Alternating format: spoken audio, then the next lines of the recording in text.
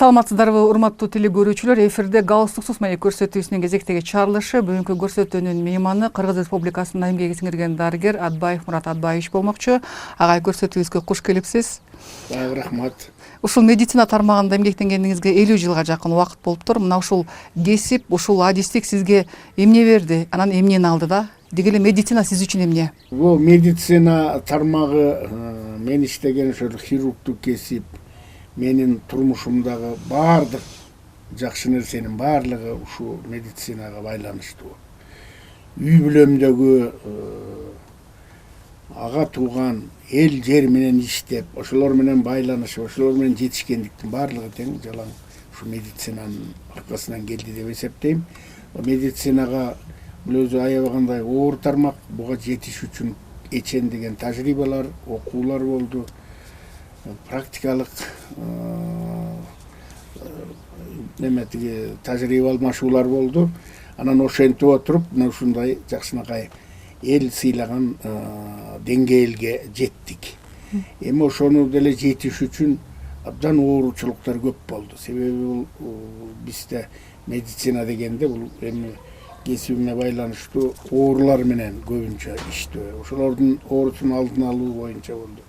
Оору менен иштегенде кээ бир убактарда ушундай оор акыбалда келген оорулардын айыгып кеткен, ушундай бир жаркылдап больницадан чыгып кетиши, алардын ушу байбичелер кээде келип туруп ыраазы болуп колуңдан өп бир ыраазычылыгын айтканы, ошол учурда бир аябай бир оор акыбалда келип, кээ бир учурларда кайтыш болуп калган учурлар да болот. Бул ушунун баардыгы тең адамга жүрөгүнө так калтырбай койбойт. Анан ошон үчүн мына мен 46 жыл болду ушу мен иштеп атканыма. Деги эле ушул медицинада тармагында эмгектенген дарыгерлер бейтаптарды кароодо мындай боорукердик сезими кандай болот да, же болбосо аларда сиздерде бир ар бир бейтаптын мындай бир абалы жүрөгүңүздөр аркылуу өтөбү, же болбосо көпчүлүк учурда баягы дарыгерлер мындай башка адамдарга салыштырмалуу мерезирээк болот, көнүп калган алар адамдар, анткени алардын жумушу ошондой бир орой мамиле кылат деп ушундай бир пикир бар да. Эми ал пикирдин туура жагы да бар, туура эмес жагы да бар. Себеби кайсы врач болбосун ошол оорунун кайгысын, муңун, кыйынчылыгын, жанынын кыйналганын ошол врач өзүнүн жүрөгү аркылуу өткөрүш керек. Мына ошондо баягы мындайча айтканда мээри түшөт. Экинчиден, эгер ошончолук эле мерес болсо, ал өзү сиңбейт ооруну дарылоого дагы. Бул сөзсүз. Анан жана айтып атпайсыңарбы, кээде орой, кээде деген. Бул өзү турмуштун талабы. Кээ бир учурда мисалы бир оор акыбалда келет, операция жасаш керек десе, жок деп асманайдан секиришет. Мына ошол кездерде катуураак айтып, кичинанчамча сезимин ойготуп, мен ушул операция кылбаса жаман акыбалга келип, даже аркы күйүнө кетип калышым мүмкүн экен деп ойлонуп, анан макул болот. Себеби дегенде эч ким даяр эмес. Мындай эле жакшынакай жүрүп эле, анан эле сени операция кылабыз сени десе оор тиет баардык кишиге. Ушул дарыгерлик кесипти ушул балалык мезгилиңизде эле кыялданчу элеңиз, эгер дарыгер болбосоңуз кайсы кесипти тандамак элеңиз? Мен мектепте окуп жүргөн кездерде эле ушу врач болсом деп ошондой бир ойлонуп калгам. Себеби мен апамды ээрчип Нарынга, айылда турабыз да, келип, анан эле татынакай туруп эле баспай калды. Анан ошондо ошо кезде эле тест жардам бар эле, тест жардам менен бир врач келип, анан бир ийне сайып, анан кеңеш берди, дары жазып берди, бир 2-3 күндө айыгып басып кетти. Ошол мага аягагандай баспай калган кишини 2-3 күндө бастырып койду да, ошондо менин жүрөгүмө баягы тык этип отуруп калды. Ошондон баштап эле врач болом дедим. Айтып атпайсызбы апаңызды? Ошо деги эле балалыгыңыз кайсы жерде өткөн, канча бир тууган элеңиз, кандай шартта чоңойдуңуз? Эми мен бул Нарын району, ал кезде Чаншан деп койчу, ошондо Жамбулак айылында төрөлгөм. Ошол жерде 10 жылдык билим алдым, 70-жылы. Анан ошол жерде кыскасы айылдык турмуш менен чоңойгон баламын да. Мал чынын баласы элем, мал кайтардым. Ушул негизги менин окуучулук кесим кой кайтаруу менен болду да, койчунун баласы болчумун. Ошол каникул учурларында, кээде дем алыш күндөрү бошой калганда, майрам күндөрү ошол ата энеме, агама барып жардам берип жүрүп, ошол даже 10-чуну бүткөндө койду Аксайга жеткиришип коюп анан окууга кеткен Бишкекке. Врач болбой калсам, ойлойм мен жакшынакай чабам болмок. Студенттик кураңызда кандай өттү да, анткени сиз элеттен бардыңыз, кыргызча жалаң, анан орус тилине кандай көндүңүз? Орусча эми биздин ал кезде мектептерде деле окутуу системасы бул тил билиш үчүн эмес, жөн эле бир программа үчүн окутчу экен. Окутуп жанагы эле жаттоо менен окучубуз орус тилде айылдарда деле. Аны ошо кезде нам бер, суу бер, каяка барам, бияка барам деген сөздү үйрөтпөптүр. Жөн эле именно существительный, анан тигил бул деген эле баягы эрежелерди окутуп эле ошентип окуптурбуз. Баргандан кийин практика жагынан биз негизи мөл эле болчубуз. Анан бардык, анан аракет жасадык. Анан биринчи барган кездерде мен өтө билимим жок болчу. Анан ошо кездерде биздин менин багыма десем да болот, медицина тармагы көбүнчө латын тилинде да биздики. Терминологияларыбыз, анатомияны окудук. Ошо кездерде мен ошол даже ошол органдын майда баратына чейин латынча болор эле. Мага баары бир болчу. Өзүм орусча билбесем, латынча эле жаттап койчумун. Латынча жооп берип, баягы мындай кошумча эменин кереги жок болуп калды да. Анан ошентип жүрүп, баягы врачтар латын тилиндеки терминологияны абдан жакшы өздөштүрөт да. Анан ошол себептен менин бааларым дагы жакшы болуп жүрдү. Тилди экинчи курсту аяктаганда уже орусча жакшы сүйлөп калдым. Анан мединституту кызыл диплом менен бүттүм. Ошол окууну аяктагандан кийин эмгек жолуңузду кайда баштадыңыз? Каким-то образом Мамбет Мамакеевичке кабылып калдым. А киши кафедра башчысы, анан ошол киши өзүнүн кафедрасына, экинчи больницага интернага барып, интернадан ары карай ошо кишинин эмесине жагып, мындай көз карашына. Анан врач кылып алып калды. 7 жыл болот интерна менен Бишкекте ошол экинчи больница, же болбосо шашылыш хирургиялык клиника деп койчу, неотложный хирург. Ошо кишиде иштеп, анан хирург болдум. Кандайча нарынга келип калдыңыз? Анан 7 жыл болду, уже мындайча айтканда хирург катары бир орто деңгээлден өтүп калдым. А жерден. Анан ошондон кийин жерде Мырзабеков Асанбек деген агай бар эле, Обул больницанын главврачы. Анан каким-то образом ошо кишинин аялы көзөтүп кетти аяжы. 2-3 жолу операция болуп, ошо клиникада Мамакеев операция кылган. Мен ошо киши менен ассистент этип, ошо кишинин палатный врачы болуп отуруп, тиги Асанбек Мырзабекович менен тааныш болуп калдым. Анан Асанбек Мырзабекович менен давай бизге жаш хирург керек. Бул эмең жакшы экен деп анан сунуш кылды. Анан мен келип карап көрсөм, сразу эле мен жөн эле учурашайын деп кирдим, бир отпускага келип. Кирсем эле замдарын чакырып, кадрын чакырып, мына Мурат Атбаев деген жигит, мен көрөм, билгем, давай штатка алабыз деп койду. Мен ал келем деп да ойлогон эмесмин анда. Анан а киши кабинетке киргенде эле ошентип койду. Азыр Асанбек байке пенсияда иштеп жүрөт.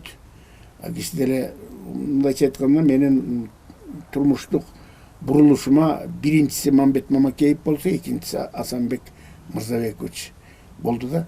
46 жылдык тажрыйбаңыздын ичинде ушул канча операцияларды жасадыңыз да, канча өмүрлөрдү сактадыңыз? Анан деги эле ушул мезгил өткөн сайын баягы жаңы ачылыштар, жаңы өзгөрүүлөр замангабы же эмеги абалгабы же баягы мезгилдеби жаңы бир медицинада улам бир ачылыштар болуп атпайбы? Ошондой бир тажрыйбада жаңы мүмкүнчүлүктөр пайда болуп атабы сизде?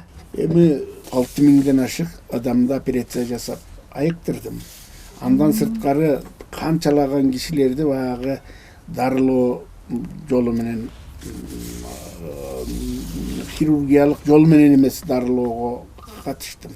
Анан мен ошол өзүмдүн кесибиме сыймыктанамын. Эгерде кайра Кудай жаратса, кайра эле врач хирург болсом деген менде бир убеждение калмак. Биз мурда бир эле багытта операция кылчубуз да. Азыр эми жанагы эндоскопический хирургия деп калды. Лапароскоп менен операция кылат. Телемедицина деген кирди, муну внедрить этилди, муну эметилди. Жанагы окуу маселелери онлайн режимде ушундайлар болуп атат. Өзүң анан жана интернеттин могу жетишкендиктерин биз өзүбүз издеп таап алып эле ошондон дагы алабыз. Эми үй бүлөңүз көтөлү да. Ошо үй бүлөңүз жөнүндө айтып кетсеңиз да, жолдошуңуз, балдарыңыз, анан сиздин жолуңузду жолдогон дарыгерлер барбы? Жолдошум Асыл Арпачиева деген врач, чогуу бүткөнбүз, семейный врач. А дагы ушу 46 жыл болду. 5 балам бар эле. Бир кичи уулум 4 жыл болду каза болуп калды. Улуу кызым лор бөлүмүндө заведующий врач.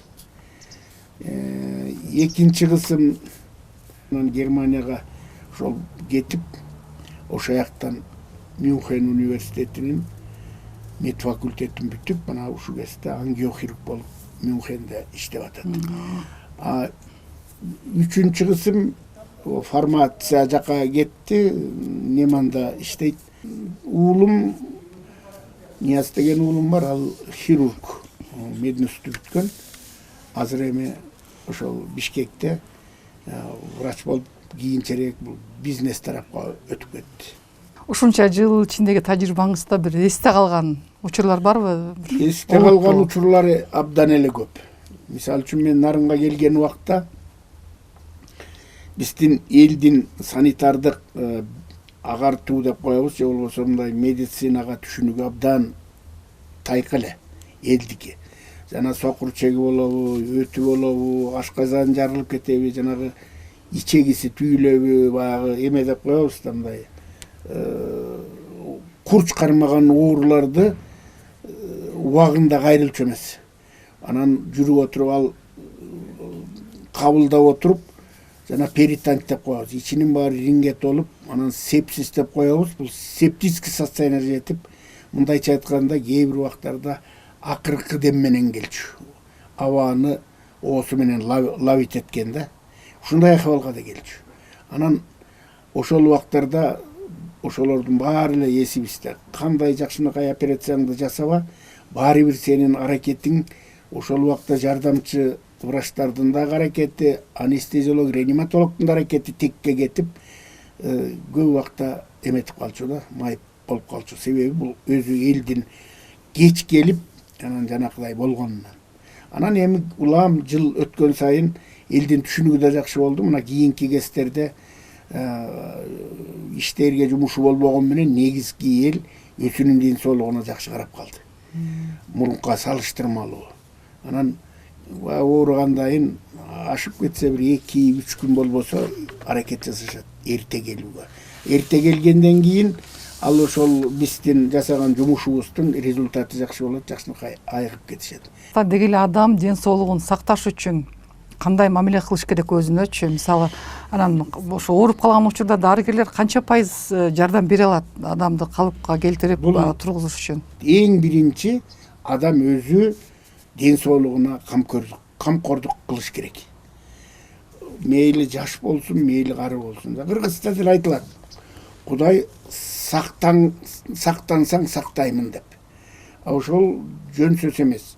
Ошол мисалы үчүн жанагы ичкен тамактан баштап режим, жашоонун режиминен баардыгын сакташ керек. Тамакты дагы ошол баягы бышпаган тамак, же болбосо бир кандайдыр конуп түнөп калган тамак, же болбосо биздин организмге жакпаган бир эле көргөн тамактын баарын эле шакылдап жей берсең, ушунун баары тең ден соолукка сөзсүз терс таасирин тийгизет. Өзүң дагы кичине колуңан келсе көп аракет жасашың керек, кыймыл аракет керек. Аны көпчүлүк айтат элек, ушу физкультура менен заниматься этиш керек, жашыраак кезде. Анан өзүңдү сакташың керек. Мына өзүңөр деле байкап атасыңар, Нарындын эли биз башка элге караганда 50-ге таялгандан кийин эле майталаңдап баса албай калабыз. Бутубуз ооруп эле, элибиз ооруп эле, эркегибиз деле, аялыбыз деле. Буга эмне себеп? Бул биринчиден суук экен. Тамак аштын баягы однообразный жалаң эт, мындай жашылча жемиш аз. Жашылча жемиш аз. Тиги жаныбардын продукциясынан алабыз да. Муну сиңириш да өтө кыйын. Анан кийин экинчиден болсо кыймыл аз. Нарындыктарда көбүнчө кыймыл жасабайбыз да, өзгөчө шаарлыктар. Анан эң негизгиси ошол убагында кийимди да кие албайбыз тандап. Бизде Нарында октябрда эле суук болуп калат. Мен могу жаштарга айткым келет. Тиги декабрга чейин шымды, жука шым кийип, ошонун ичинен бир кальсон кийип албайт. Же болбосо өпкөгө бир ичине бир өпкө кап дейбизби, же бир кандай бир ошого ылайыктуу бир кийимдерди алып мындай өзүн сакташ жок. Бут кийимди дагы кооздугуна карап туруп жука байпак менен ушундай кийинебиз да. Анан ошонун баардыгы тең келип эле анан 50-ге жетип жетпей эле жана биздин буту кол кетип атпайбы сууктан. Акыркы жылдары онкологиялык оорулар аябай өсүш берип атат да, мунун себеби эмнеде? Эми муну ким билет? Мунун онкология өсүү негизи толук мындай изучать этилип, толук причинасы чыга элек. Себептери абдан көп. Жанагы эле айтып аткан өнөкөт оорулардын убагында дарыланбай калган учурунан ошол акырындап отуруп перерождение деп коебуз. Малигнизация болуп эмеге кетет, ракка айланып кетет. Илгери деле советтин убагында деле ушул эле оорулар болгон, ушундай эле болгон. Бирок ал кезде диагностика болгон эмес. Азыр карагыла, ар бир бурчта мисал жада калса ушу биздин Нарында деле канча УЗИ аппарат иштеп атат. Өкмөттүн оорукана поликлиникаларынан сырткары менчик ошондойлор чыгып атат. Элге мүмкүнчүлүк болуп калды. Булар убагында текшерүүдөн өтүп, анан эрте көп текшерилсе жанагы рак эртерээк табылып атпайбы. Илгери мисалы үчүн рак вообще жалпысынан караганда 1 жылга жетпей выявить эткенден өлгөндөрү где-то 40% болчу. Азыр Кудайга шүгүр процент ылдыйлап калды. Себеби убагында болуп атат. Экинчиден дарылоонун дагы эмелери жаңы түрлөрү болуп, мындайча айтканда результативный болуп атат. Муну биз кубансак болот. Эми баягы кичине, к сожалению, биздин мамлекеттин кудурети пока жете элек. Мисалы үчүн дүйнөнүн алдыңкы мамлекеттериндегидей аппараттар, ошондой лабораториялар бизде азыр жок. Анан бирок ошо колдо турган аппарат менен дарылоо менен жана элибиздин өмүрү, жанагы өмүрүн узартуу салыштырмалуу мындан бир 10-15 жылдык мурдакка караганда көп эле өсүш бар. Бирок бир чети азыр көрүп алып цифрадан гана коркуп атабыз, көп болуп атат. Өзүбүз тааныган кишилер эле ушуга барып, диагноз ушундай болуп атат. Бирок зато ошолор табылып, ошолор же операция кылабы, же химиотерапия болуп атабы, же тиги облучение кылып атабы, ошо дарыланып өмүрү узарып атат да. Мен ошого мындайча айтканда кубанычтамын да бүгүнкү жетишкендиктерге. Бизге бөлүнгөндө убакыт соңуна чыгып баратат. Жалпы көрөрмандарга сизден эркин микрофон, кайрылуңуз. Биринчи байлык Кыргызбекер айткан эмес, ден соолук. Ден соолукту жасай турган ар бир адам өзү. Анан экинчи медиктер. Анан Кудай шыпасын берсе жакшы болот. Анан элибизге эмне кылабыз? Тынчтык, биримдик. Бизге келип маек курганыңызга чоң рахмат. Ишиңизде ийгиликтер болсун. Калк саламаттыгын сактоодо дайым бар болуп, алтын колдуу хирург катары эл арасында аман болуңуз. Ийгилик ага сизге. Рахмат. Урматтуу теле-көрүүчүлөр, сиздер галстуксуз маек көрсөтүүсүнүн кезектеги чыгарылышына ортоктош болдуңуздар. Бүгүнкү программанын мейманы Кыргыз Республикасына эмгеги сиңирген дарыгер Атбаев Мурат Атбаевич болду. Кайрадан эфир аркылуу көрүшкөнчө сак саламатта калыңыздар.